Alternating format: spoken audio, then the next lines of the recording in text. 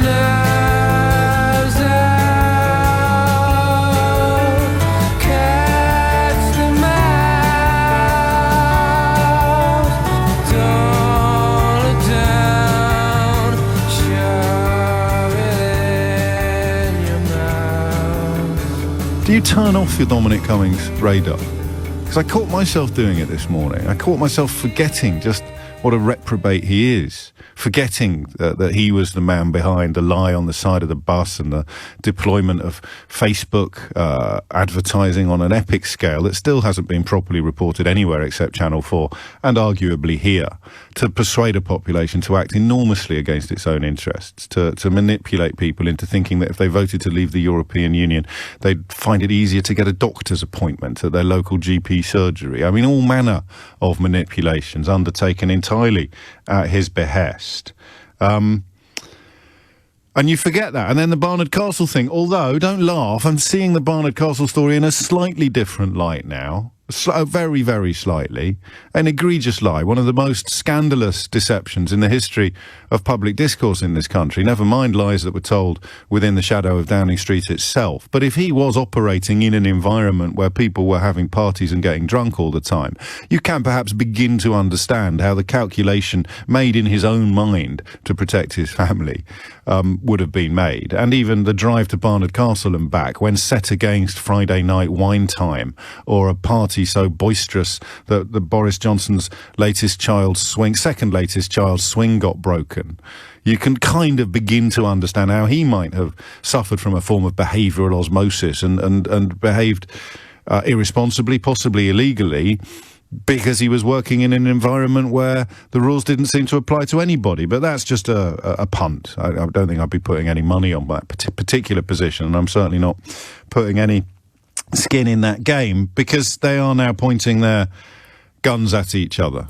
if you like a really rubbish remake of Reservoir Dogs. And you get to the final scene and they're all pointing their guns at each other in a sort of circular firing squad.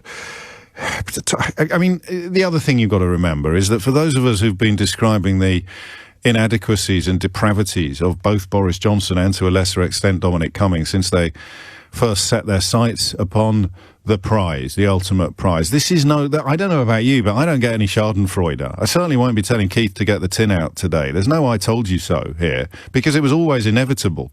It was always going to come to this. You're two epic egos, both quite happy to deploy deception in order to achieve their own ends. Eventually, one of them is going to come a cropper at the hands of the other, I think. I mean, it seems to me fairly clear. I'm never entirely sure on what the circular firing squad was going to look like, and maybe there was a way in which Cummings could have stayed on side. He perhaps, like many wives and lovers over the years, he thought he'd be the one who could change Boris Johnson, who could get the leopard to swap his spots for something different. But it was never going to happen, I don't believe. And now we find ourselves being told that Boris Johnson lied to the House of Commons. And we are being told that by the man who did more than any other to put him in Downing Street, and who was, for the first year or so of his premiership, by far the most powerful and intimate confidant of the Prime Minister. So Dominic Cummings, the mastermind of Vote Leave and the consigliere to Prime Minister Boris Johnson, has stated categorically that Boris Johnson, the chair of Vote Leave and now Prime Minister, lied to the House of Commons about this party that he claimed to believe was a work event. The evidence that it was a lie is pretty damning. Cummings, and this Sky News reported last night, has been confirmed by a Downing Street source. The PPS was told to cancel the party by at least 2 people. There's no doubt whatsoever in anybody's mind that it was a party. I was struck as well, I don't know whether you've picked up on this, by the text of the original invitation saying, "We and us, after a difficult time, we want to thank you, please join us." If you're the principal private secretary to somebody and you send out a letter or an invitation using the first person plural, using we and us, who do you think the other parties to that we and that us actually are? Yeah, me too. But anyway, he was told to cancel it by at least 2 people. Cummings says he was told it was crackers. He checked with the PM whether the party should go ahead. This is the PPS, the Parliamentary Private Secretary, and the Prime Minister personally agreed that it should. They then both went to the party. They both knew it was a drinks party, and the Prime Minister repeatedly told MPs, including in the House of Commons, that he had no idea about any parties whatsoever. So that is a fairly blatant lie, which I think, and I'm not a constitutional expert, would involve some sort of suspension were it to be proven from the House of Commons, and it's very hard to imagine a Prime Minister coming back to the front bench to Downing Street after being suspended from the actual House of Commons. Having said that, it's very hard to imagine a British Prime Minister sending the Leader of the House of Commons to lie to the Queen about unlawfully proroguing Parliament, and he did that before his feet had touched the ground, touched the carpets in Downing Street, so we are living in unprecedented times, and it would once have been inconceivable that a Prime Minister would deploy the same Leader of the House of Commons, in this case Jacob Rees-Mogg, to launch an attack upon the rule book of parliamentary standards after one of their key allies and friends, Owen Paterson, was found to have broken, in a corrupt fashion, parliamentary rules most egregiously. So these are very strange times. Never say never. But it's obvious that Dominic Cummings is telling the truth. There's no pleasure in saying that, because those of us who got his number some time ago are very much in stopped clock territory. So I'll ask you that question first. 0345 60 60973. Who do you believe? And then the tricky bit, the slightly more nuanced or complicated question. What does this mean?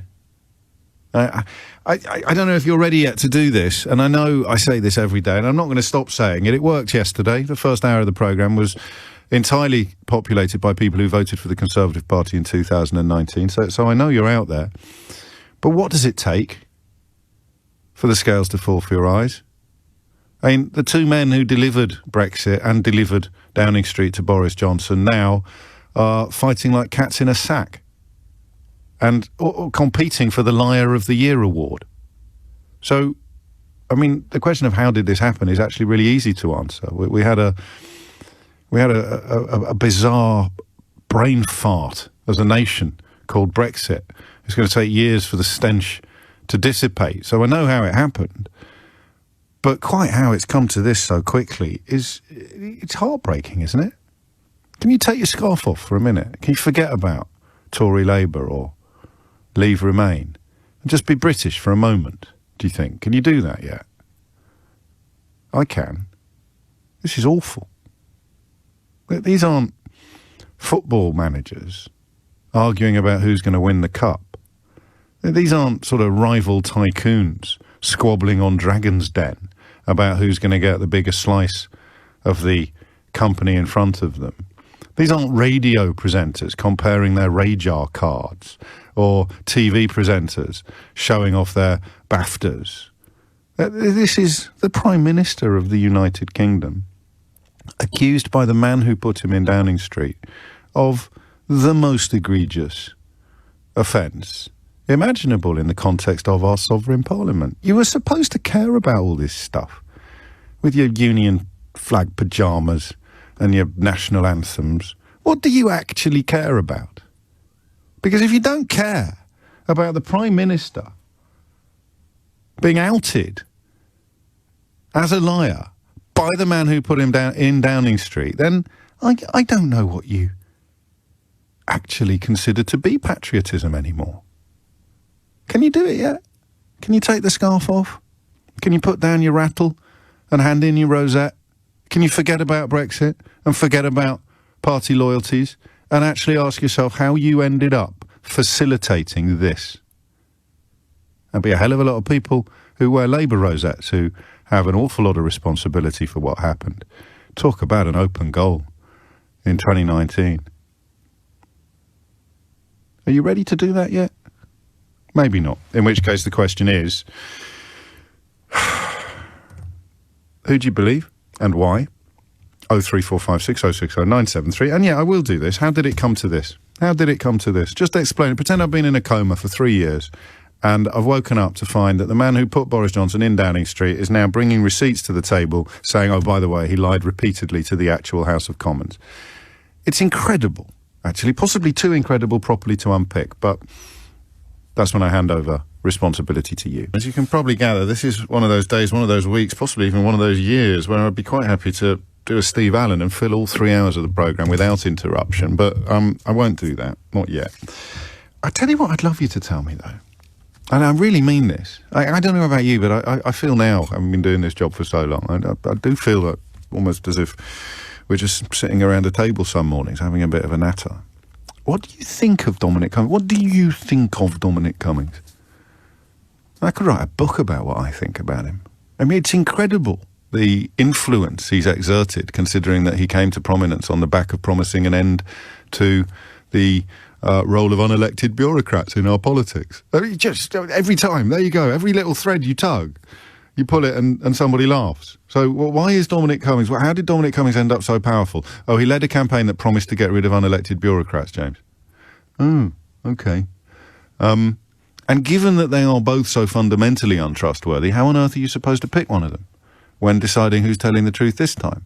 Answer, I can kind of understand Dominic Cummings' dishonesty, and if I had to mount a defence of him, I would say that his lies were never self-serving.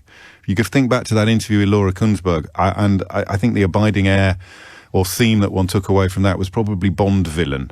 But Bond villains wanted world domination. They didn't just want to live another day with their lies unpunished and their actions unscrutinised. Bond villains wanted to take over the world. So Dominic Cummings' behaviour, however egregious, and congratulations to whoever had 10:08 today for my first use of the word egregious. However egregious their conduct may be, Bond villains always had an end game. Johnson's end game is Johnson's gratification. So I'm doing it already. I told you I could talk uninterrupted for the rest of the programme on this issue. But what do you make of, what do you think of Dominic Cummings? And how on earth do you pick a man to believe? I'll give you my theory there, the Bond villain theory, but I'd love to hear yours. Anyway, enough. Richard is in Kilburn. Richard, what do you reckon? Hello, James. Hello. I'm just curious about a remark that Dominic Cummings made about that evening when he said he went to bed at 3 a.m.ish, still very ill from COVID. Yes. I'd looked at the timeline, and when he went to Barnard Castle, he was supposed to be ill with COVID. And at that time, people said that if you were symptomatic, that you should keep away from people. Yes. So either he's telling the truth, that he was still ill, or he's lying about that, or he was knowingly spreading COVID. So I don't know if I would trust Dominic Cummings particularly on that one. Right. I don't really understand the point you think you're making. We know we can't trust Dominic Cummings because he drove to Barnard Castle and back and said he was testing his eyesight. But we're looking at which of these clocks is going to be right twice a day, given that one of them has clearly stopped. So why are you bringing... And also I thought it was his wife that had it when they set off to Barnard Castle, and he only fell ill later.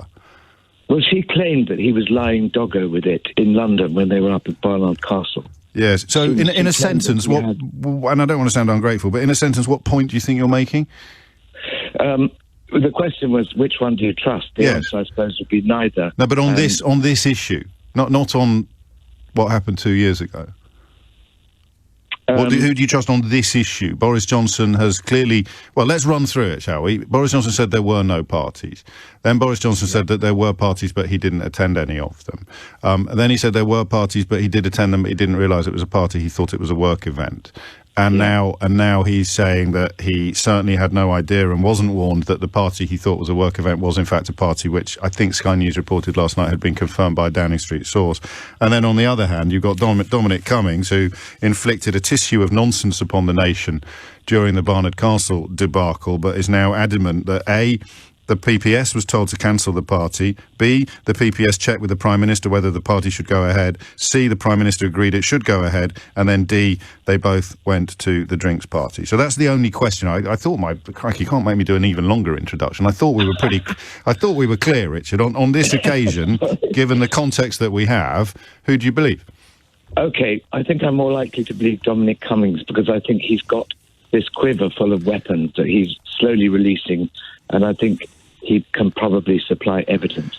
Yeah, and the tragedy is that all they can do, these people, is destroy things. You know, whether it's the BBC or whether it's our European Union membership or whether it is, in this case, Boris Johnson. And whether you love Dominic Cummings or loathe him, and I can't imagine there's many people in the first category, you have to give him credit for being very good at destroying things. Well, yeah, exactly. But I think it's ego that causes it on both sides. Yes, it is. It's ego that drives both of them. Johnson's is an easier ego to understand because it's all about personal gratification, whether, you know, sexual or status-driven or whatever it may be. Dominic Cummings is a Bond villain type ego in that he wanted to dismantle the framework of the state. It's such an odd ambition, such an odd ambition. I wonder what happened to him to make him like that. Again, one thinks of Bond villains. What was it that made him think that the whole country, such an odd... I bet it was a sort of genius uncle or something like that who sat him down at an early age and explained to him why the country had suffered so much during the 70s when he was born and the winter of discontent, and this is why we need to do this. And it fascinates me on a potentially unhealthy level. Anyway, 1-0 to Cummings from Richard. Pete's in Hendaye in France. Pete, I haven't got long, but what would you like to say? I'd absolutely trust Cummings on this one. Why? Well, he hasn't got anything to lose or as much to lose as Johnson does. Well, he has if he's lying. If he gets busted for lying, then his reputation or what's left of it is completely destroyed. So your point works both ways, doesn't it? It works both ways. Well, not really, because, I think that's the days where people will talk. No, mate, the phone line's not good enough. I don't think it's got much to do with you being in France, but we lost it. So, and it does work both ways. I think you misunderstood what I was suggesting. It's because he's got nothing to lose that he is unlikely to be lying, because all he has to lose is what's left of his good name, and he will be cherishing and protecting that, like all potentially sociopathic people attempted to do. 29 minutes after 10 is the time. What do you think of him?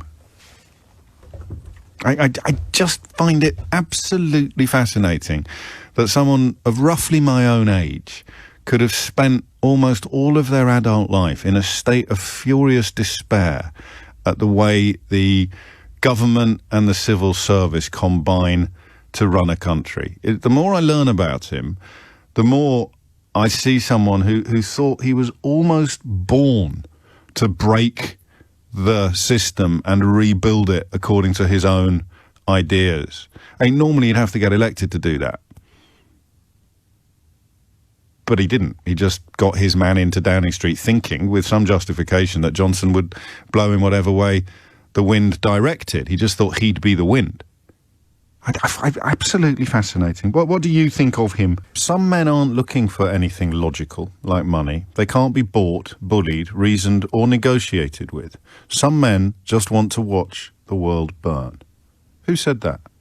Which great philosophical sage of our times shared those pearls of wisdom with the waiting world? Some men just want to watch the world burn. Yes, you're right. It was Alfred Pennyworth, Batman's butler, in... I think it was it The Dark Knight Returns? The Dark Knight, I think, the first one in the trilogy. It's a brilliant phrase. And it's something that 2 or 3 of you have sent to me since I suggested Dominic Cummings was like a Bond villain and that he had a master plan. Maybe he didn't. One surefire way to get your text read out is by reading my own words back to me. James, I think you said it before. Cummings is quite simply a political arsonist, says James in Camden.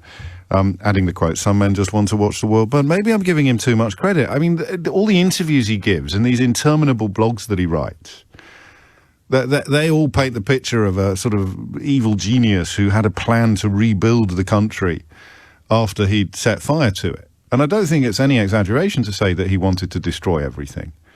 I think he's come close to saying that himself. You see, he speaks with utter hatred about absolutely everybody. It's incredible. But maybe I'm doing him a bit of a solid when I say that he had some sort of plan. Maybe he just thought he should be in charge. I honestly don't know. But what I'm trying to encourage you to do today is to take a step back from the circular firing squad and reflect upon what the hell has happened to our fantastic country. How have we ended up putting our future, our fate, and our international reputation in the hands of two superannuated schoolboys who now can't stop squabbling? He's a liar. No, you're a liar. You're a liar. My dad's bigger than your dad. This is the United Kingdom. This is Great Britain. This is England, Scotland, Wales, Northern Ireland.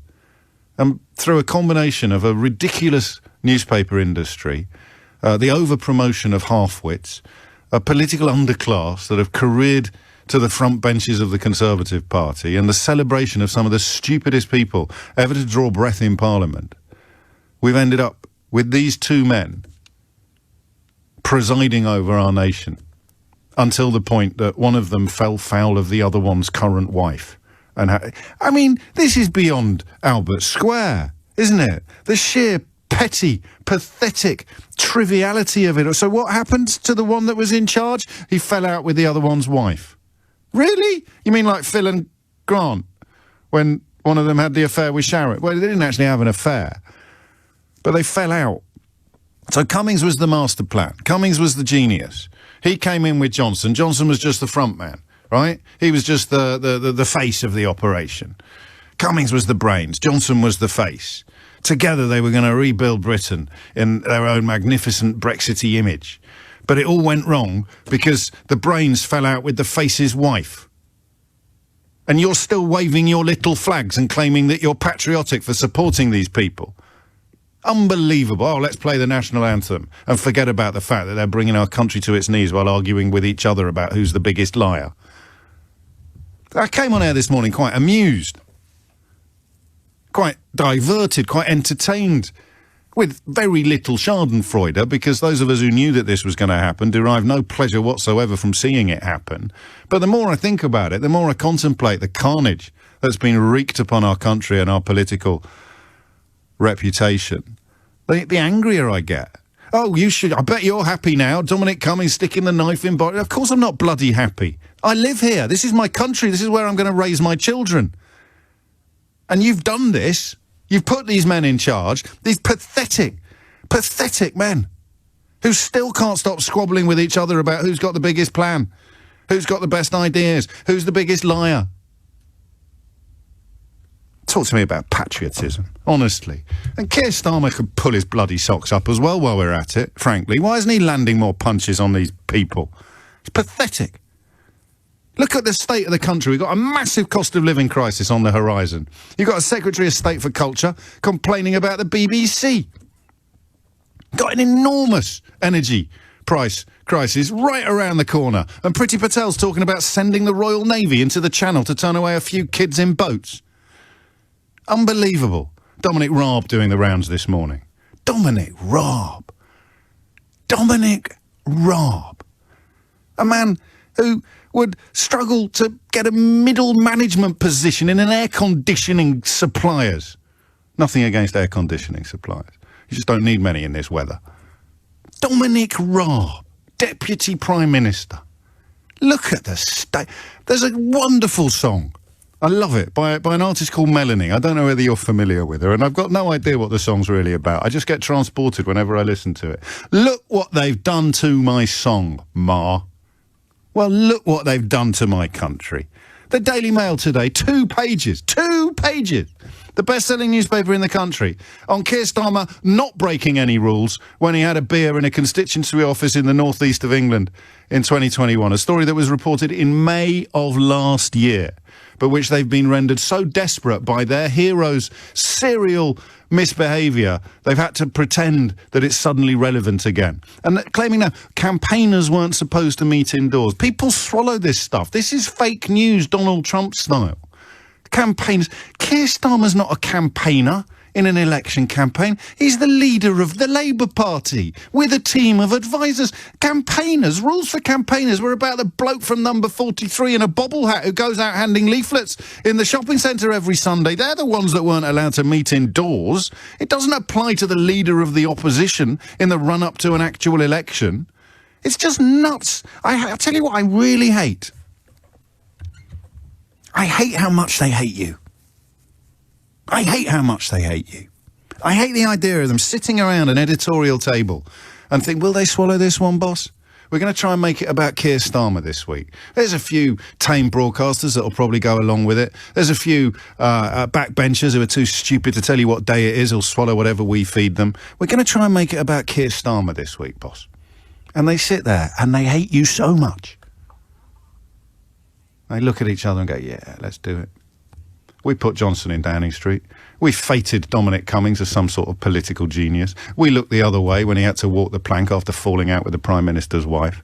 We've inflicted Brexit upon this country. We've turned the people against judges. We've turned the people against MPs. We've set loose the dogs that have led to death threats and actual assassinations in this country. We've done all of that. So what are we going to do today? What are we going to do this week? We've got a Prime Minister riddled with scandal, with deceit, with dishonesty, riddled with it. And then you've got a leader of the opposition, imperfect, dull, but decent. Let's go after him. And let's take our rabid readers with us. That's what I hate. I hate how much they hate you. And Dominic Cummings isn't some sort of avenging angel here to clear out the Augean stables of Boris Johnson's premiership like a latter-day Hercules. He's just a, I nearly swore. He is just a scorned mistress. Another scorned mistress of Boris Johnson. Another pathetic, self-interested person who thought that they could somehow change him or get him to act according to what they wanted instead of doing what he has always done, what he does always do, and what he will always do, which is to act 100% entirely and forever in the interests of Boris Johnson. Cummings thought he was clever enough. Jennifer Arcuri thought she was cute enough. God knows what the rest of them thought they were. But nothing is big enough. Nothing is big enough to dwarf Boris Johnson's love of Boris Johnson. And that's why he's hiding. But that's what I really hate. I hate how much they hate you. Well, I've got no idea where that came from, but I feel a heck of a lot better now. Manuel's in Valencia. Manuel, what would you like to say? Well, I agree with everything you're saying. I mean, I think you're right. I think it's the pettiness of someone who was pushed out, who just thought he was the best thing ever, who steered the country with get Brexit done and take back control. He was the brains, and now he's defenestrating Johnson week by week, making Johnson lie in Parliament one week, and then Johnson having to apologise for getting caught again. Apologising for getting caught in Parliament. They're all as bad as each other. I mean, this is the problem and the mistake I made earlier, is they pick one, pick the other. Who do you believe? Who don't you believe? It's like having two ferrets down a rabbit hole and having bets on which one's going to come out first. That's right. But all of this is you know, it's irrelevant in the sense that if he does go, and to be honest, he will go. It's not if, it's when. Conservatives. But as soon as they realise he can't win the next election, you know, they've done it before. They are ruthless. Of course. something Labour haven't been, but they are ruthless in that. And you know, they did it with Ian Duncan Smith. You may recall. Yeah, but you may recall they replaced him with Michael Howard. So let's not give them too much credit. Well, this is it. That's what I'm saying. So they'll replace him with somebody else, and that'll be like the fourth Prime Minister in less than 10 years. And the thing is this current government, if you just talk about politics, just leave aside all this, you know, the popcorn, the politics is, they signed a document, an internationally recognised document, and Britain is one of the most respected countries in the world, or was. For signing international documents. Yeah. And before the pens even dried on the paperwork, they're saying we can't agree with it. You're absolutely right. And I'll tell you what's happened, and perhaps you see it a little bit more clearly from Spain, because our face is so up close to the screen, we sometimes can't distinguish all the pixels. There's so much of it, Manuel, that we've forgotten to notice. The unlawful proroguing of Parliament, the breaching, the promise to breach in a very limited and specific way, the international agreement that they'd signed the week before or the month before, the promises about Northern Ireland, the idea that we were going to be wealthier. I mean, it's absolutely incredible, and we're all sitting here today. You just have to look. There was a press conference that Boris Johnson did in the last election when he was in Northern Ireland, stood in front of a factory of workers, and they were behind him looking at him as he was saying, there's not going to be a border in the Irish Sea. Yeah. There's not going to be a border. And they're looking at him thinking, this doesn't make sense. The two positions were like just... They were juxtaposed to each other. You couldn't have it. Here's an independent advisor on parliamentary standards. By the way, the Home Secretary's a bully. Chuck it in the bin. Doesn't matter. Never mind. Here's Owen Paterson breaking rules. Absolutely busted. Oh, never mind. Let's get all our lackeys on the backbenches to vote to abolish the rule book, and then Owen Paterson can't be accused of breaking rules if there isn't a rule book anymore. Nice one, Jacob. Great. Never mind. Can I ask you, James? Anything. In the Queen's Queen's dealt with, they said it, about 10 or 12 different prime ministers. How many have had to apologise twice to her? Don't know. None? Actually apologise for lying to her. Has he had to apologise for lying to her? I mean, I know that they had to apologise. Well, the Pro Parliament, she gave permission. Yeah, no, you're right. But she was told it was unlawful. So she had not. They asked her to sanctify it. They had to apologise for that. Then they had to apologise for the funeral of Prince Philip. Having the parties. Well, again, it's one of those moments where you take a step back and you can't quite believe what you've witnessed. They didn't really. They wouldn't tell the lobby what they'd apologised for. And also, Downing Street is a building. How can a building apologise to any? Downing Street has apologised to Buckingham Palace because parties were being thrown on the night before Prince Philip's funeral. And then they say, what have they actually apologised for? And they won't give you any specifics. They've issued a general apology from one pile of bricks to another.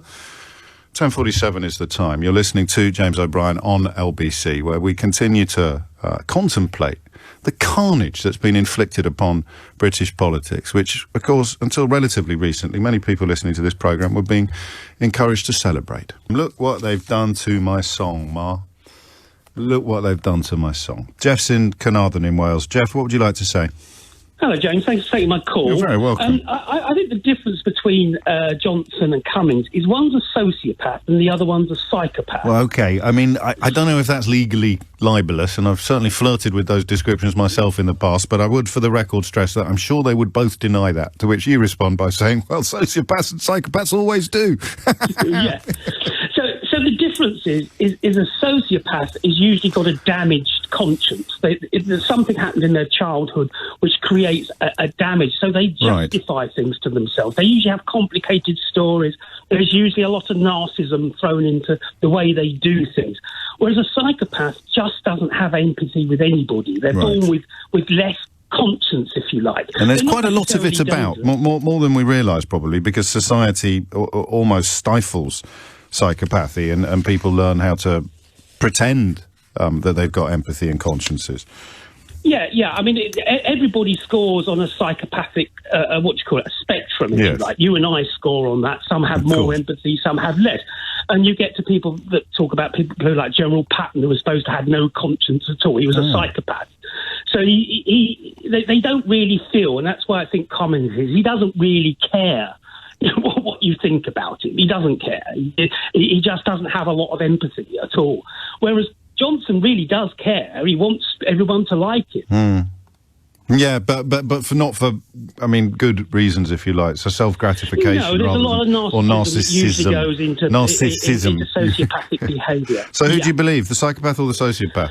I have to go with the psychopath just because he doesn't really care what we think about it. Well, he doesn't care. He doesn't need to make lies. Does he care about legacy? I don't know how much of these interminable blogs you've inflicted upon yourself, but he clearly cares about something. It's quite hard to pin down what it is. It's not status or recognition in the normal sense of the word. It might be self-validation. He wants to be able to believe, A, that he was more sinned against than sinning, and B, that if only these pesky kids hadn't come along, he could have actually got away with it. Yeah, if everyone had listened to him, somehow he's right. Yes. But it's a bit like you said earlier about the James Bond villains. Actually, if you think about the James Bond plot, James Bond is a sociopath. He's damaged as a child and brought into MI5 as a damaged child.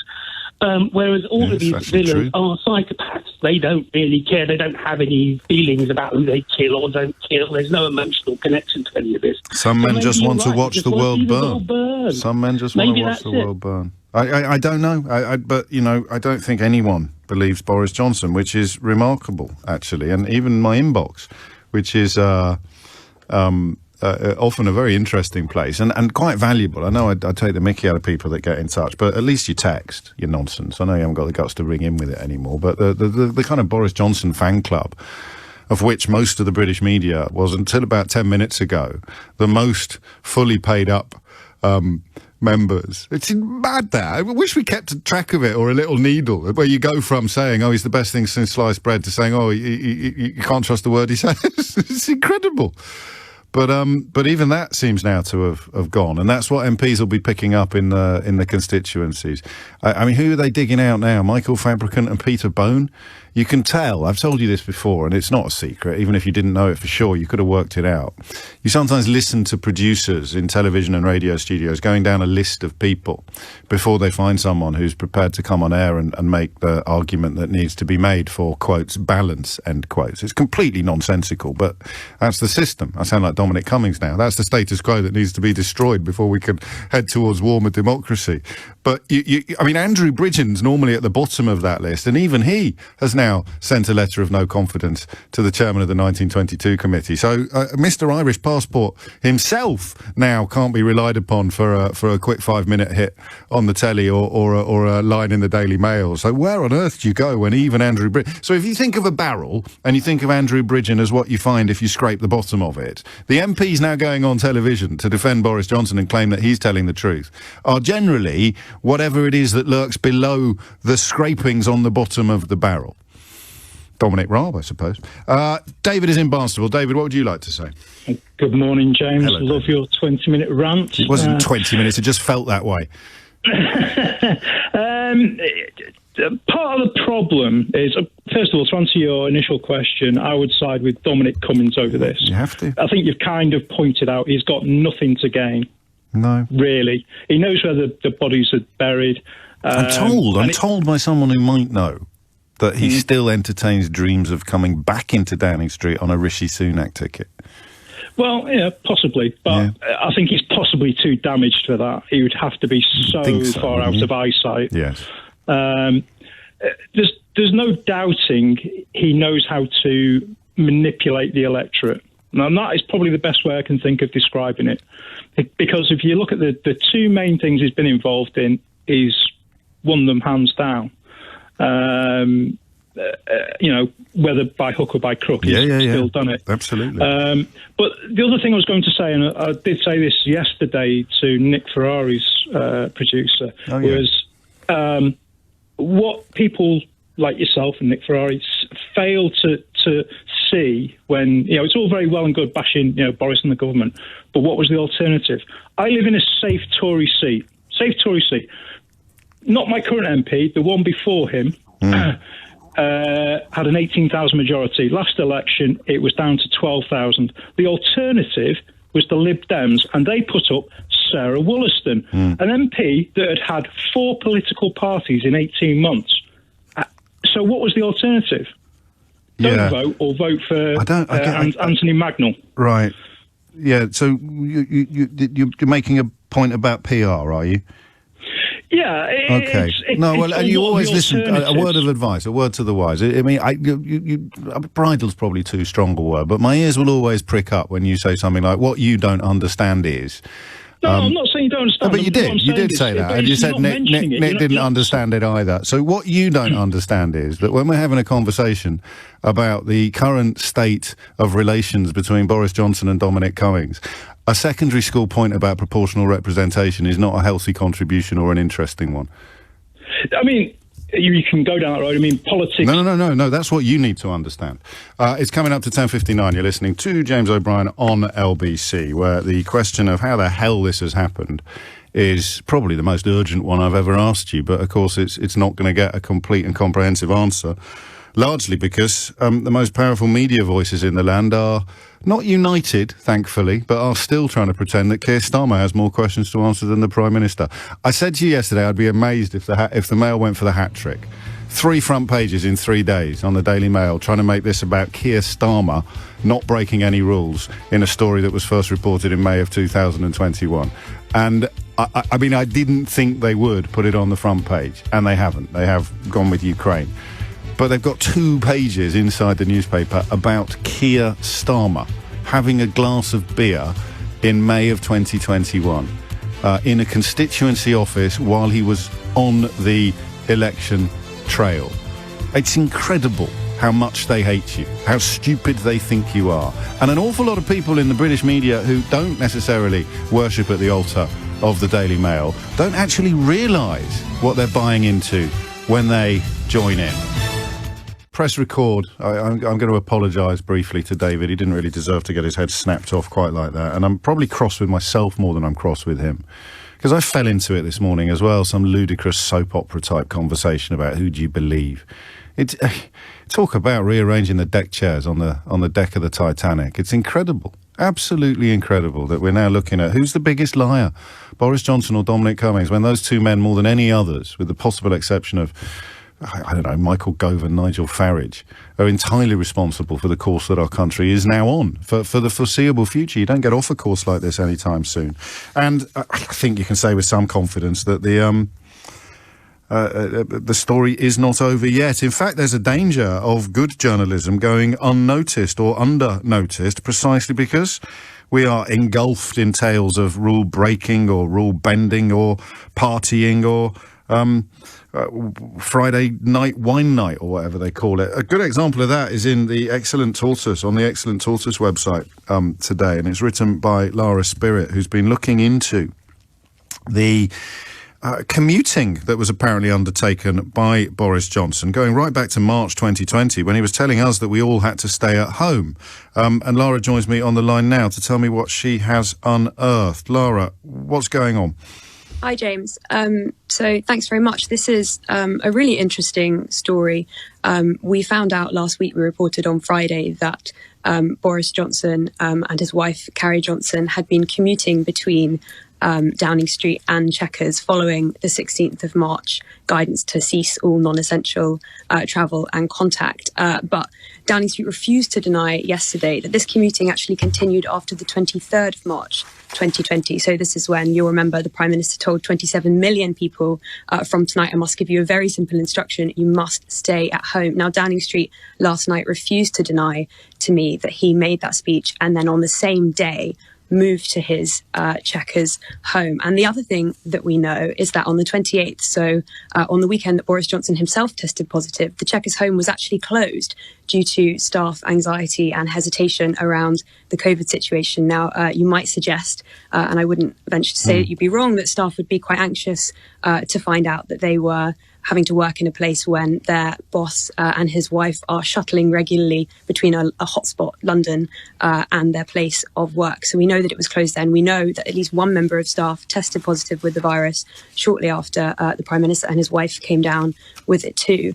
And the other big thing that we found out was that Mrs. Johnson had been moving regularly between the two homes. Also, we were originally told that she'd gone on the 20th, had come back on the 28th. We were then told after that, after pointing out a picture that we'd unearthed from her on the 26th in what appears to be Downing Street, that she'd actually gone and spent the night in Downing Street on the 24th. So what we found is a pattern of real evasiveness from the Downing Street operation, and also an attempt, I think, in a way that coincides with what we've heard about the Sue Gray proceedings, which is to raise the bar of wrongdoing to that of criminality. Now, Downing Street have said that the lockdown regulations came into legal force on the 26th of March 2020. But I think you'll remember, as I do, and I'm sure many of your listeners will, that when Boris Johnson told us to stay at home on the 23rd of March 2020, we thought the lockdown begun at that very moment. I don't think any of us were waiting for it to pass into law on the 26th before we started to abide by the rules. So those are the questions that we've unearthed. But there are still a couple of things that we want the Prime Minister to answer directly, and which Downing Street have refused to answer, which is to confirm exactly what time the Prime Minister moved on the 23rd after his stay-at-home speech, and to confirm exactly what his movements were at that point. We can't see any real security reasons for why this information can't be released, and so we hope that it's put to him quite clearly and in plain terms soon, and that he answers. You can't see any real reasons except the obvious, which is that even if there is a technical defence that the guidance was followed and that no rules were breached, if it turns out that he told the rest of the country to stay at home and then hopped in a car and was chauffeured all the way to Chequers, I believe they call it optics.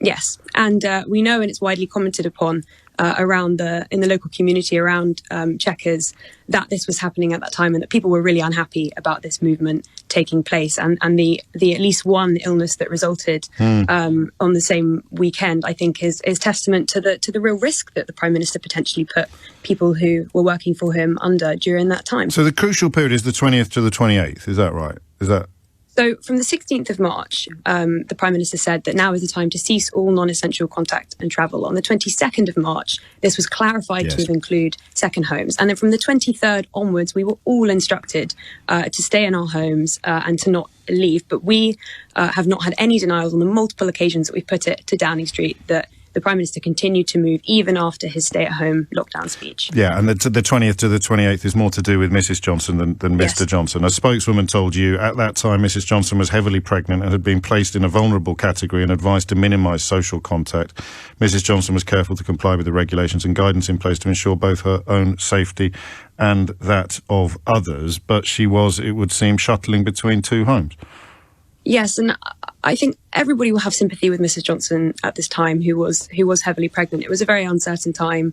So it's not a unique condition, Laura. It's not a unique condition, and pregnant women that we've spoken to have said that they didn't make use of their second home in this time. But more than that, didn't a Scottish medical advisor resign after travelling to her second home? Admittedly, while not pregnant or not while pregnant. Yes, at the same time. But the explanation of Mrs Johnson's pregnancy, to me at least, doesn't seem to currently make sense, given that the idea was that she'd minimise social contact. Now, she had access to a flat in Camberwell, and yet she... Didn't I read that she was there in the Daily Telegraph?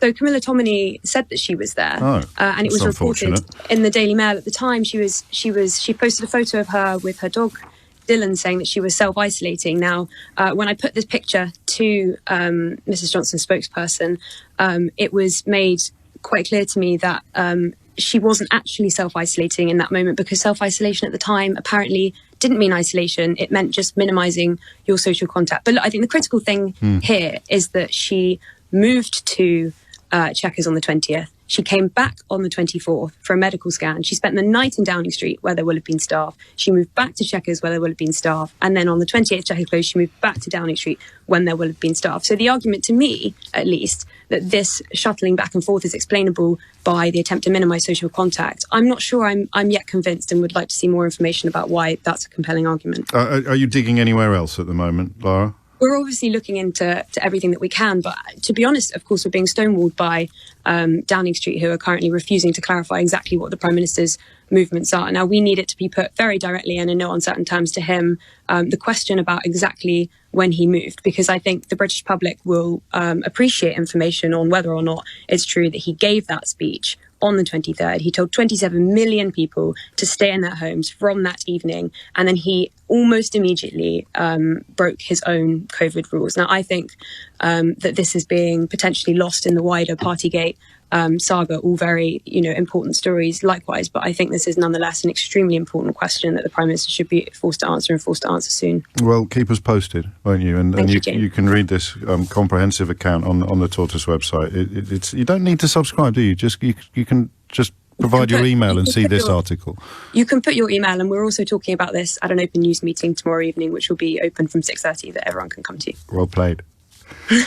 Thanks, James. Laura Spirit, thank you very much indeed. Tortoise, leading the line on this particular strand of investigation, but countless other strands, of course, still being explored. And I had a bit, I don't know if you've just tuned in, I had a bit of a moment at about 10:30 when it felt as if the clouds were clearing in the studio, and I couldn't quite pin down what was bothering me or frustrating me, and it's self-knowledge is often the most important knowledge of all. It was a bit of shame at having fallen into this trap myself. This isn't about who's the biggest liar or who you believe. They are categorically as bad as each other, but this is once again about what we were doing while they were doing this. The sacrifices we were making, the privations we were enduring, the funerals we couldn't attend, or the diminished farewells that we had to issue to our loved ones, the children confined to their bedrooms for the duration of school terms, the freelancers, the 3 million freelancers, robbed of their livelihoods. And for the record, lest anyone is genuinely confused, correctly were those rules obeyed. I think the freelancers could have been helped out a bit more by Rishi Sunak, but there is no suggestion. I'm haunted by that call from Cam. And I've got another Cam actually on the line, but there was a caller on Friday called Cam who worked at funerals. I'm haunted by that call, oddly, because if you'd asked me to dream up the most haunting examples of rule obeying. I wouldn't have dreamt up Cam's experience in a million years, but he had the job of telling people they couldn't go into a chapel of rest, into a crematorium. He had the job of telling them because the maximum had been achieved. And he was beating himself up and thinking that he could perhaps have been a bit more lax on the perfectly understandable rationale that if the Prime Minister was treating these rules with gay abandon, then why on earth did I have to tell grieving nieces or grieving friends that they couldn't come into the chapel? That haunts me, that call. It really does. And that really... And listen, I'm not beating myself up. We can't do the same questions on the programme every single day. We can't introduce a never-ending catalogue of sadness and regret. But it's about so much more than a couple of superannuated schoolboys squabbling over who's the biggest liar. And it's a national tragedy. That's what I missed at 10 o'clock this morning, so I think I owe you an apology, as well as poor old David, who came on at the end of the last hour and got his head snapped off. It's not about... And it's the tabloidification of everything. The connection I can't make is how people go around congratulating themselves on being patriotic when they are responsible for this mess, or at least they are contributors to this mess, whether they write for newspapers or work on the telly or work on the radio. You know, Boris Johnson told you who he was years and years and years and years ago, and you didn't believe him. Not only did you not believe him, you told people who aren't paid to keep an eye on these things that he was a stand-up guy with all the answers. And now here we are taking bets on who's the biggest liar, him or the bloke that put him in Downing Street, both of whom, of course, flogged you Brexit. It's an astonishing state of affairs, and sometimes you get so close to the action that you lose track of the detail. There you go. I finally found a phrase to describe what I've tried to describe by talking about pixels and stuff for the last couple of years. All right, true or false? Downing Street policy chiefs have explored using sonic weapons to repel small boats in the Channel. Classic caveat, we currently do considerably less than France does to provide refuge to people fleeing various war zones and natural disasters around the world. So this ludicrous lie that we shoulder more than our fair share is driving all of these ludicrous policies, culminating in this one. True or false? They're going to use sonic weapons. Jet skis, and if it wasn't such a tragedy and people didn't actually die trying to get here, it would be hilarious, the list of things that Priti Patel has not just contemplated but allowed to be announced. Well, we're going to send jet skis to nudge the dinghies away. Right, of course you are. Yeah. Oh, we're going to send warships to repel the... Yeah, of course you are. Right. We're going to employ... Didn't they say a wave... All right, hand on heart, can't remember whether this was a joke or another real suggestion, but given that we've got sonic weapons, jet skis, and the Royal Flipping Navy, it seems to me more than likely that my memory is not deceiving me, and she did actually... Did she suggest wave machines at one point? Massive wave machines, like they used to have at the Real Sun Centre. Do you remember? Did you ever go to the Real Sun Centre? Oh, man. Oh, that was like something else. For those of us who never went to the Caribbean as children, Real Sun Centre was the closest we ever came. And I think they'd blow a whistle or ring a bell a few minutes before the wave machine started, and everyone would pile over. I know what you're thinking. Wave machines weren't a big deal, but when the Real Sun Centre opened, wave machines were a big deal. They might not be now. We had one in Kidderminster at Wyre Forest Glades until they pulled it down. But in the 1980s, the early 1980s, late 1970s, I need to check Wikipedia now. When did the Real Sun Centre open? I know it's closed, though. Don't at me. The wave machine was incredible. You can hear the Kidderminster accent go, they're like real waves in a swimming pool. It's incredible. What am I talking about? Oh, yeah. That was what she was going to deploy to send boats away. True or false? Oh, I don't know. That just say true, and you're going to do okay. True or false? Priti Patel is going to deploy genies to get rid of refugees. True. True or false? Priti Patel is going to employ voodoo dolls to keep small boats at bay. True. True or false? Priti Patel is going to get, I don't know, Professor McGonagall out of Harry Potter to send away all the small boats. That true. Well, I mean, seriously, if I told you Priti Patel's latest pronouncement for being publicly vile about the most desperate people on the planet, you would not doubt it was true, would you? I obviously you don't believe in magic or genies. that's your mistake. But if I told you that she was going to employ thousands of tiny pigeons, she's going to unleash 1 million pigeons, all trained to fly directly towards Calais at dinghy height. True or false? Yeah, probably. After the jet skis and the sonic booms and the wave machines. Priti Patel is going to get all the unemployed people in the country to stand on the white cliffs of Dover with catapults. True or false? Yeah, it's probably true, James, actually, given what's already gone before.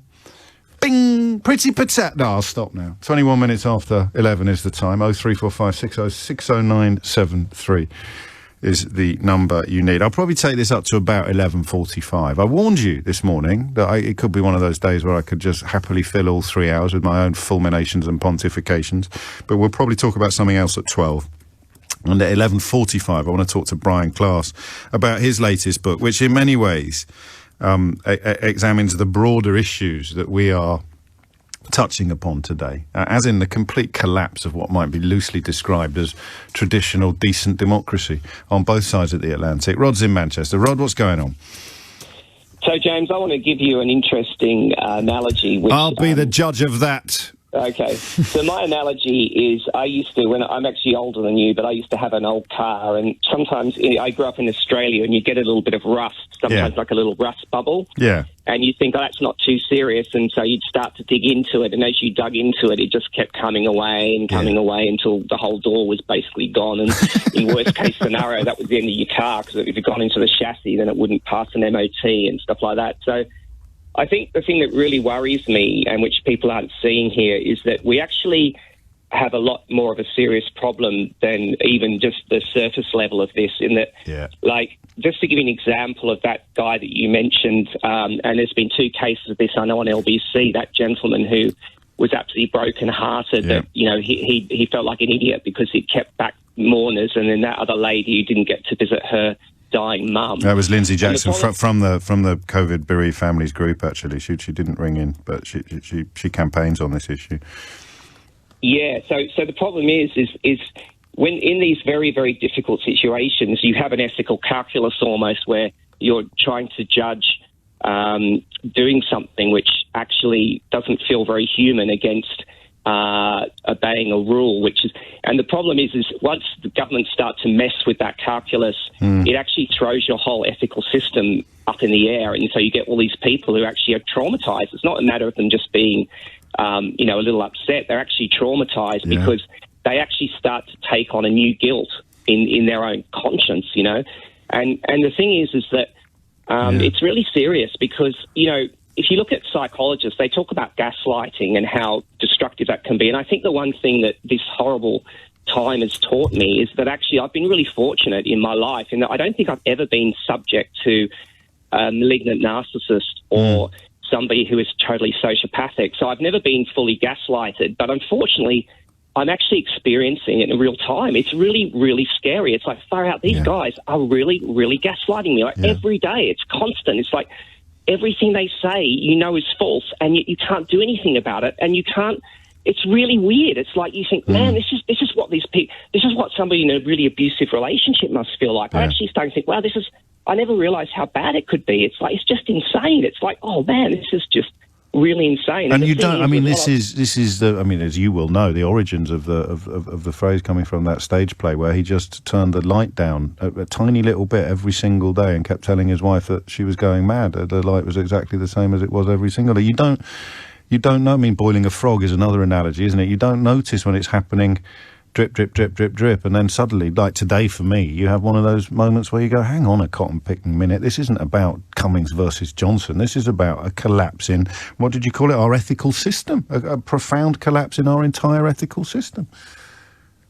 Yeah, and I think the scary thing is, and this is what I wanted to ask you for once, is you know, do we have any hope? Like, I come from Australia, right? I can tell you Australian politics is also infected by Rupert Murdoch. We've already seen what's going on in America. I actually think, like, it's like the rust in the car. Like, you know, we've actually got a much deeper hole than we realise, and it scares me, to be honest. It really scares me because it's not, you know, people say, oh, well, you know, Johnson will get booted out. But the problem is it doesn't matter if he goes. Like, the issue is much more systemic, because it also is the problem is it's not just the government, it's actually, as you say, the media, and this horrible revolving door. Like, literally, you've got now the media and the government are almost like two sides of the same They're not coin. almost, they're completely interchangeable. James Slack goes from the Daily Mail, where he wrote the stories that appeared under the Enemies of the People headlines, to Downing Street, to The Sun.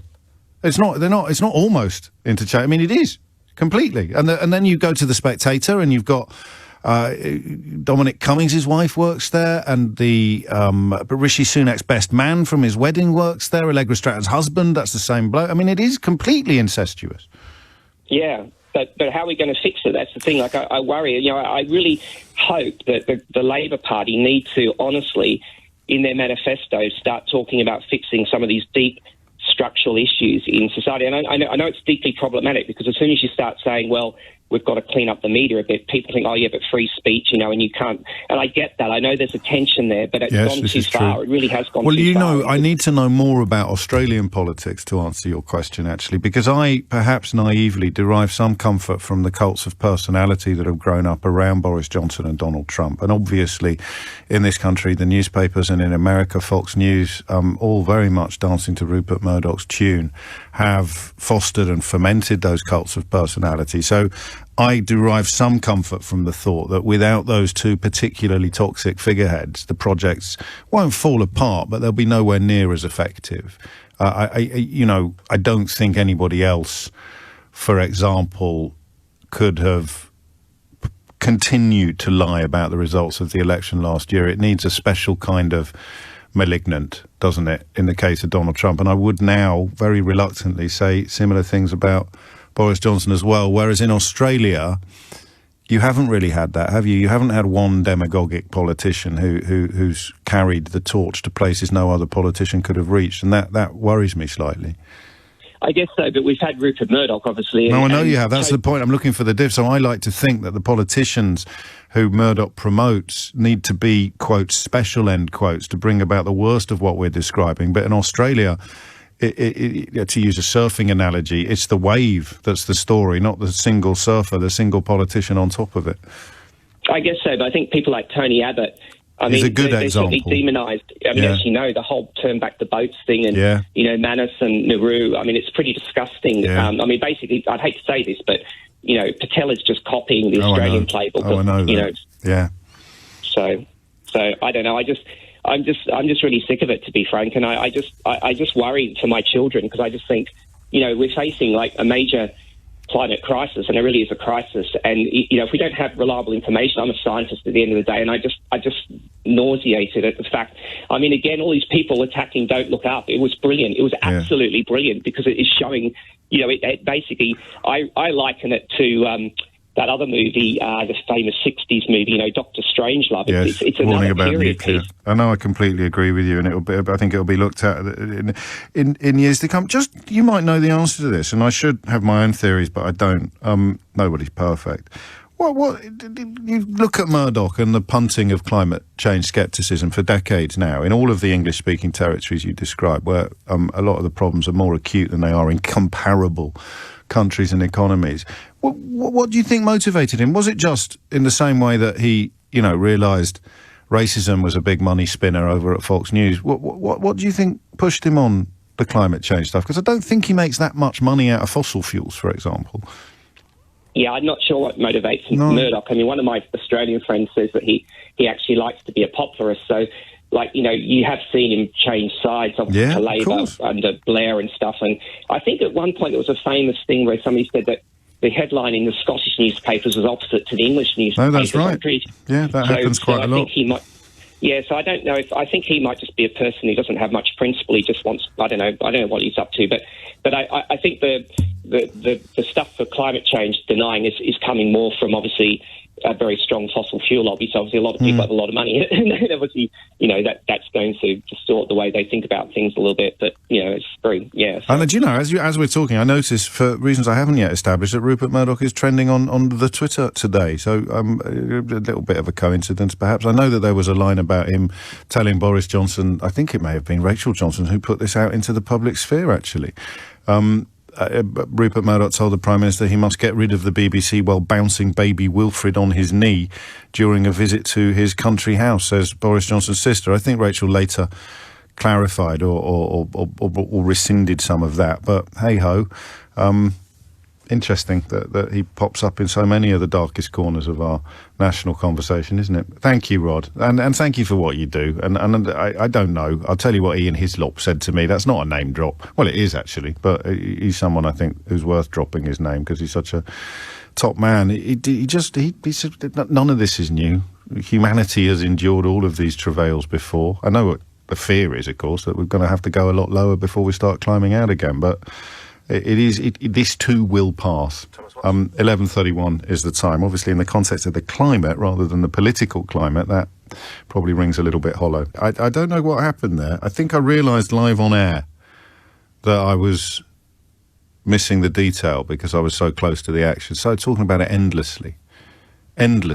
But we are, as Rod in Manchester just really nailed, we are in the midst of something truly awful.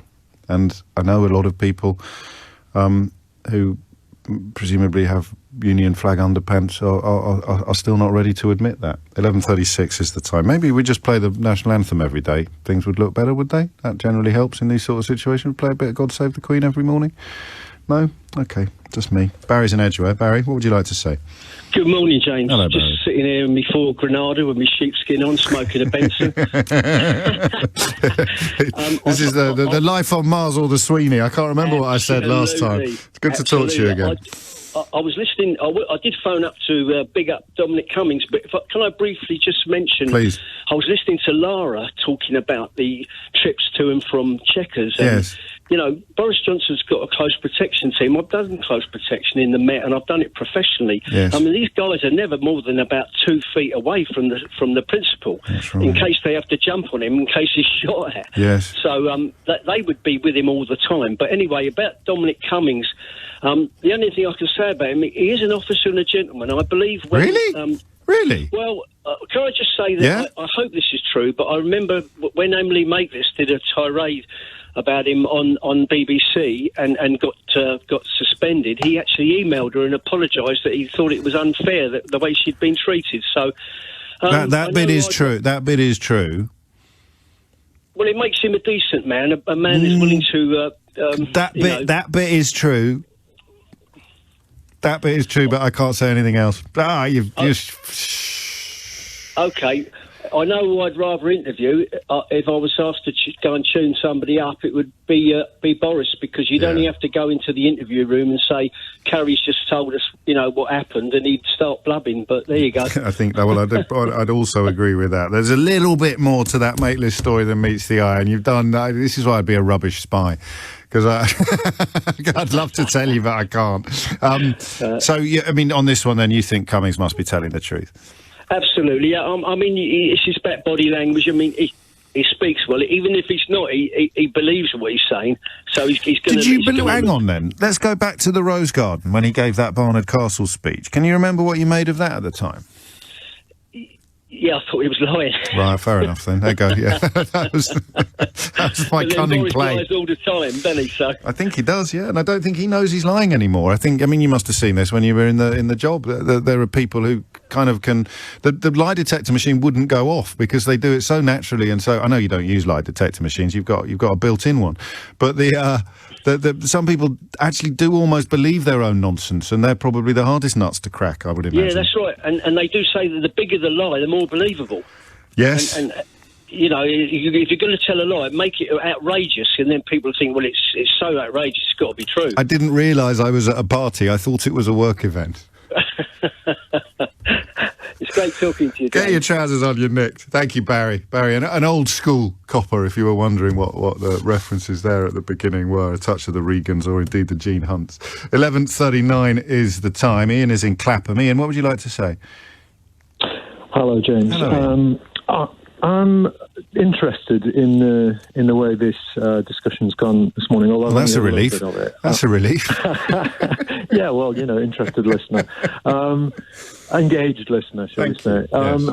I think I myself was in an emotionally abusive relationship for several years with a very covert, very intelligent, very convincing, I don't want to pathologize, but probably somewhere on the narcissistic spectrum. Sure.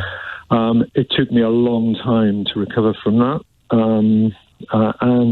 But I learned a lot. Yes. I did a lot of reading and I did a lot of therapy. And so I kind of now have a sixth sense about people like that. Okay. And again, without wishing to pathologize anybody, because you can't, you get a feeling, And I've said, the characteristics of an abuser are that they lie very convincingly. They manipulate to maintain power. They push at boundaries. They don't like boundaries. They push at them and they push at them and push at them.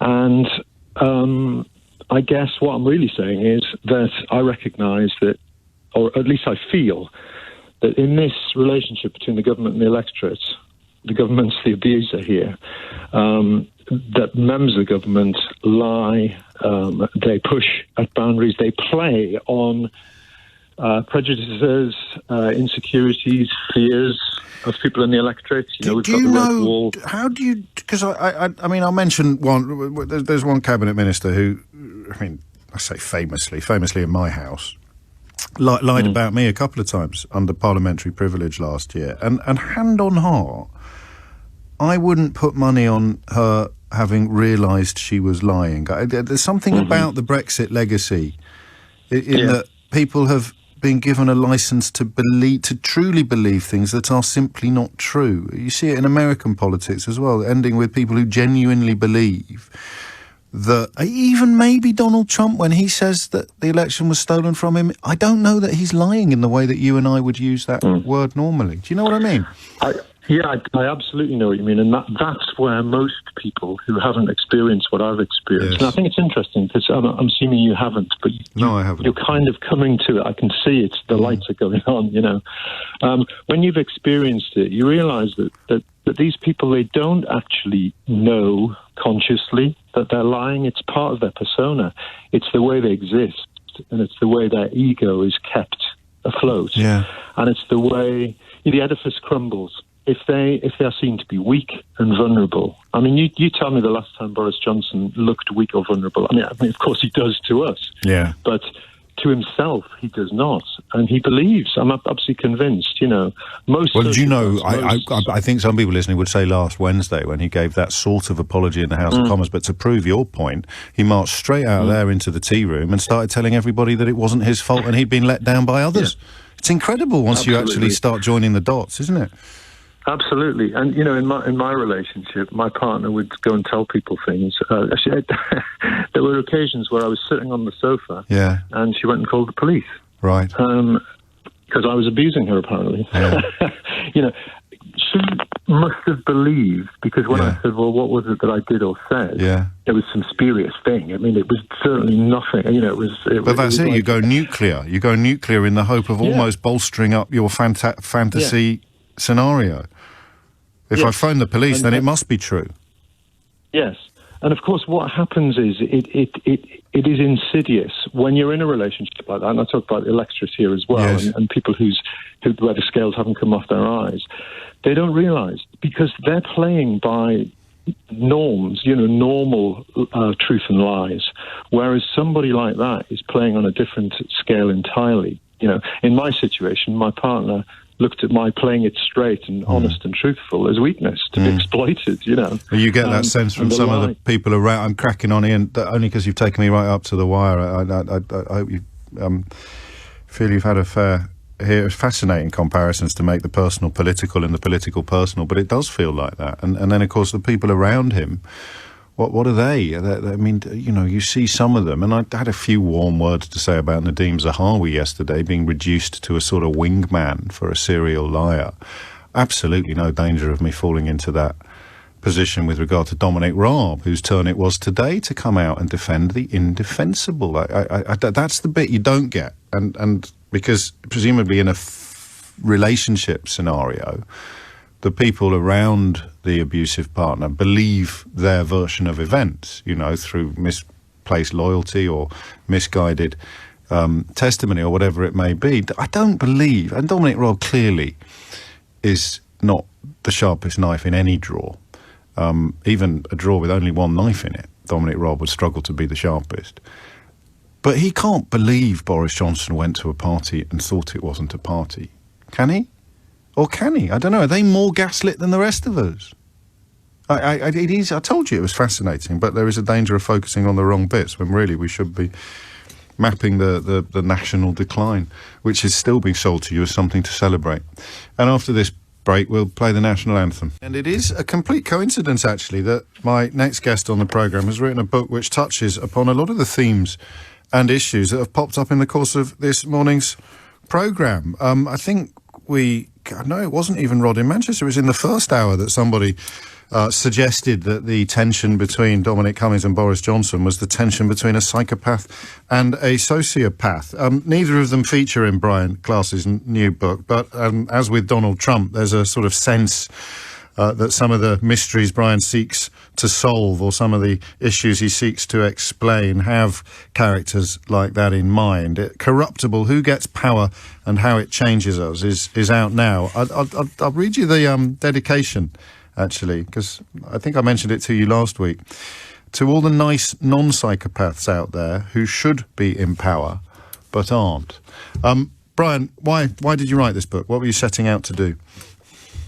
What I was trying to do is to understand why we have such awful people in power, how power changes people, and what we can do about it. So I sat down with about 500 people around the world, many of them awful, all of them very good at getting into power. And I interviewed them and tried to understand what makes them tick. And then I combined that with the latest research in neuroscience, evolutionary biology, psychology, political science, you name it, to try to understand why we're in such a mess with our leaders and what we can do to fix the systems to produce better, incorruptible leaders in the future. Because it's not about politics exclusively by any stretch of the imagination. It could be someone in a relatively mundane role, but who has deployed the shared characteristics in order to accrue power and then essentially abuse it. Yeah, so I sat down with some sort of kingpins of bad people, the cult leaders and terrorists and but I also took a psychopathic janitor who harassed his subordinates until he ended up in 25 years in jail for planting explosives on their cars. And I also looked at mid-level management and so on. And the thing that I think is a through line here is, by accident, and because we're on autopilot too often in how we design systems, we have created a world in which the worst among us are the fastest to get into power. And the worst among us, the people who have the dark triad, for example, of psychopathy, Machiavellianism, and narcissism, are substantially overrepresented in the highest echelons of power in society, whether it's business or politics or you name it.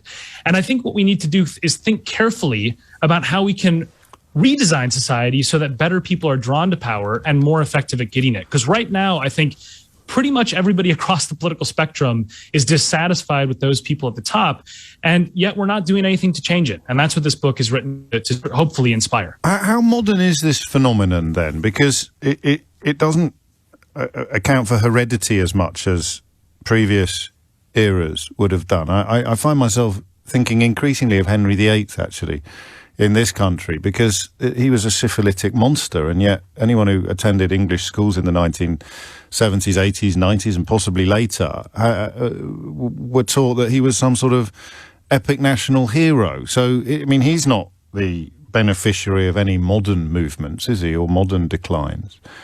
No, so I think, when you think about corruptible, power-hungry people, power-hungry people by definition are drawn to power. That's what it means. And therefore, what we have to do is to think carefully at every system of who seeks power, who gets power, and who clings on to power. How can we counteract those human tendencies?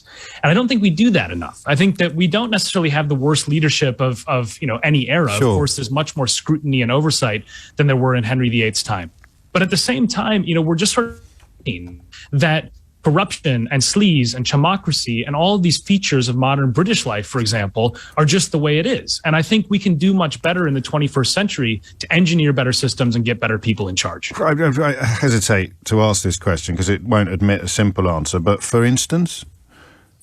Well, there's one example that I have in the book that I think is worth considering. It's a bit outside the box, but I think we should have basically a shadow parliament that is randomly selected from the population, that doesn't have any sort of definitive decision-making power, but would debate and decide upon the same issues as the parliament. And what would happen is every time that somebody gives a contract to a friend or to a lobbyist based upon the wrong reasons, anytime we have someone elevated into a position of power who has no business managing a T-van, it would be completely obvious that was the case when a random assortment of the British population dealt with the same questions and came up with radically different answers. And I think it would be a great way to expose when leaders are behaving for exactly the wrong reasons.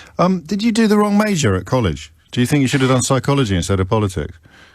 You know, I think what it's a genuine question. It's a serious question. Yeah, no, it's a great question, because actually what I found in studying this is that there's a lot of different disciplines all sort of tackling similar questions, right? Political science focuses on systems. You have psychology focusing on individual defects in brains and in thinking. You have neuroscientists studying chemical defects in the brain. And they're all trying to figure out, why have we gotten in this mess? You know, and so what I tried to do in this book is to draw the threads together and interview people who have sat down with psychopaths, interview people who work on behavioral economics, people like me who work on politics and study dictators, and figure out, you know, what can we synthesize from these lessons, combined with the insights that I've gotten from actually talking to them, you know, in countries like Madagascar and Thailand, and yes, the UK, because I think there are parallels. I think, you know, what's depressing to me is we endlessly talk about these same phenomena, not just through history, but also our headlines repeat themselves. Person in power behaves badly is a pretty easy thing to predict will happen in the news cycle. I mean, I happen to have stumbled upon a news cycle that's particularly relevant to this, but it was a safe bet, wasn't it? I mean, they behave badly all the time. Well, I mean, you're talking about stumbling upon things. There's a former Thai prime minister in there whose story I wasn't familiar with. About 90 protesters shot dead, I think, while protesting, obviously, storming Parliament. And he went to Eton. He did. He was friends with Boris Johnson, actually. They were at the same time. And, you know, I had breakfast with him several times. He's a former Thai prime minister installed by the military, basically. And what I use his story to talk about is the impossible choices that people in leadership sometimes face. He was facing a very difficult situation, mass protests that were turning violent. And he ended up doing something that made my skin crawl. He allowed or ordered the use of live rounds of actual bullets on protesters. And, you know, I think one of the things that we don't do enough is trying to understand why these people behave badly. And it's not because they don't deserve our moral condemnation. They absolutely do. But it's that we actually, you know, when you think about studying an elephant, you would find it very odd if a person who studied elephants had not actually encountered an elephant. And so my approach is, if I'm studying people who do bad things in power, I better understand them. I better sit down with them, talk to them, ask them why they're doing what they're doing. And, you know, you get insights that you can't get from quantitative data or from a lab. And how did you persuade people to talk to you? Because presumably you didn't email them saying, I'm writing a book about the worst people in the world, and I'd love to get your input. That's a great question. So I used ego, actually. One of the things that my advisor for my PhD, you know, tell everybody that you're hoping to speak to the most connected people in politics. And they get cognitive dissonance if they don't agree to sort of help you out and get you up the food chain. And so I turned journalists into military officers, you know, colonels into generals, generals into prime ministers, and worked my way up from there that way. Love it. Finally, and appropriately, I think, given what you just said about the way these disciplines all blend really into each other, I'm thinking of Marx as I read the book, but not Karl Marx, Groucho Marx. And the real problem here is what he famously said about clubs, isn't it? That he wouldn't want to be in any club that would have him as a member. What you really are calling for is for political directions to be set by people who would run a million miles away from the ambition to be a politician. People who don't want power should have it, essentially. Correct. And Douglas Adams put this very well when he said, effectively, anybody who can be made president should on no account be allowed to do the job. I think that's very true in the modern era, and I think we much more proactive about people out good at power, rather than asking people, do you want to wield power, and seeing who volunteers for the job, because that self-selection has left us with the mess that we're in right now. Yes, Brian Class, whose day job, I should remind you, is as a professor of global politics at University College London. The line went down a couple of times. There were a couple of glitches at quite crucial points, but I think you'll sell more books as a result of that. I think people will be very keen to fill in the gaps on a couple of your answers that were caused by the technology. Corruptible, Who Gets Power and How It Changes Us is out now and comes highly recommended for what that's worth by me.